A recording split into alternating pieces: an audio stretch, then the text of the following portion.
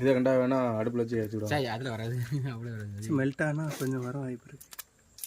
இப்படியே தேனை சுட வைப்பாங்க தட்டோட.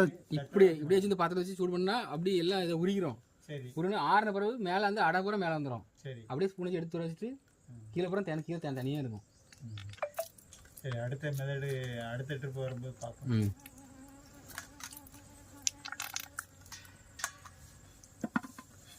இதை வேணா அப்படி பண்ணுங்கய்யா. இது தேன் மிளகு மிளகு இல்லை, இது குடிக்குமே ஈ குடிக்காம விட்டுது. சரி, அது எவ்வளோதான் குடிக்கும்னா? அது எவ்வளோ குடிக்கும்? ஒரு வாயில் அதுக்கு எவ்வளோ உள்ள போகும். அப்புறம் அரிச்சிடுங்க, கீழே வந்து இதுக்கு மெழுகு கிடக்கும்.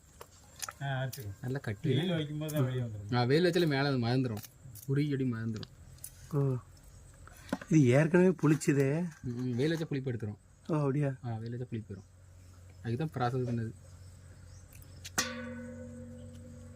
விடிஞ்சிருமோ ஏன்னா அடுத்த பெட்டியார கொடுக்கணும் போய்.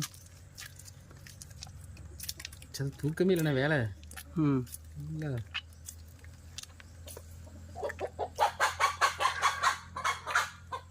மிஷின் இருந்தால் மிஷின் நீங்கள் எடுத்துக்கோங்க. கரெக்டாக உங்களுக்கு இவ்வளோ தேவை. உங்களுக்கு தூசியாக இருக்கும் சொன்னாங்க. மற்றோட களி காய்ச்சிருக்கு, கம்பிச்சிருக்கு, மூடிக்கிறோம்.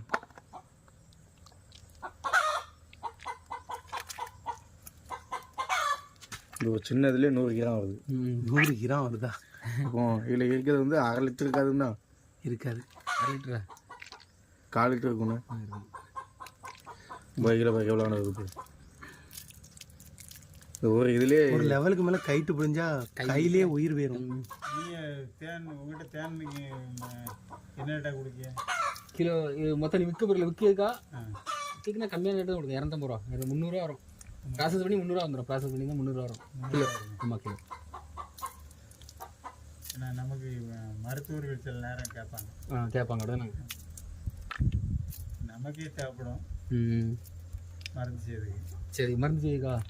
எவ்வளோ தேவை உங்களுக்கு? நெல்லிலாம் வச்சுருக்காங்களா? தேன் நெல்லிலாம் போடுவாங்க. போடுவாங்க. நெல்லி தான் போடுவீங்கன்னா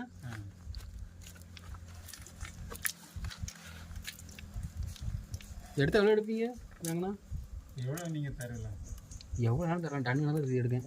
டன் எடுத்து சொசையில் கொடுத்துட்ருக்கேன். சொசையில் கொடுக்கலாம்? கொடுத்துட்ருக்கேன். டன் கணக்கு கொடுத்துட்ருக்கேன். எத்தனை டன்லாம் எடுத்து தரலாம்? சொசையில் என்ன ரேட்டாக எடுக்க? மெம்பராக இருந்தால் ஒரு 170, மெம்பர்லாம் 150. மெம்பர் இல்லைண்ணா. சரி, நம்ம ப்ராசஸ் பண்ணி அது எப்படி வந்துடும், செலவு வந்துடும். வண்டி வாடகை எல்லாம் பார்த்தா செலவு வந்துடும்.